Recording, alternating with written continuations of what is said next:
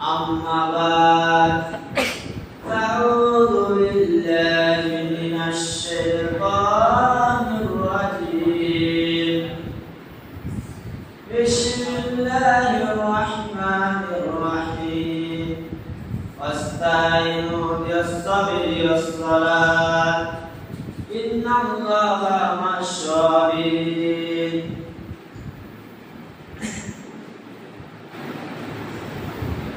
सबके आला अल्लाह है, सबके मौला अल्लाह है, सबको पैदा उसने किया रहमत वाला अल्लाह है, सबको दुआ सुनता है रहमत वाला अल्लाह है,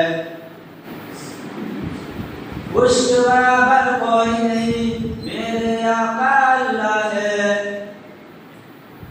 समस्त प्रशंसा समस्त गुणगान সে মহান আল্লাহ তাআলার জন্য যিনি আজ আমাদেরকে আসর পর আনমান বলার ও শোনা তৌফিক দান করেছেন। তেনা মুসিবত করে শেষ করা যায় না, যাবে না। আমরা ছোট্ট বাক্য দ্বারা তেনা প্রশংসা করে থাকি। সকলে বলুন আলহামদুলিল্লাহ। তারপরে আমরা মুহাম্মদ মুস্তাফা সাল্লাল্লাহু আলাইহি সাল্লাম আমার পাশে বসে থাকা শিক্ষক মহাশয় ও আমার আঞ্জুমান পরিচালক মণ্ডলী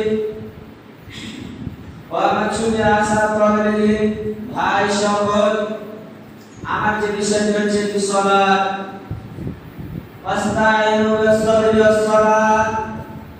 কোন ব্যক্তি যদি ওযু করে দূরে সালাত আদায় করে আল্লাহ সুবহানাহু ওয়া তাআলা তার সমস্ত গুনাহ মাফ করে দিবে।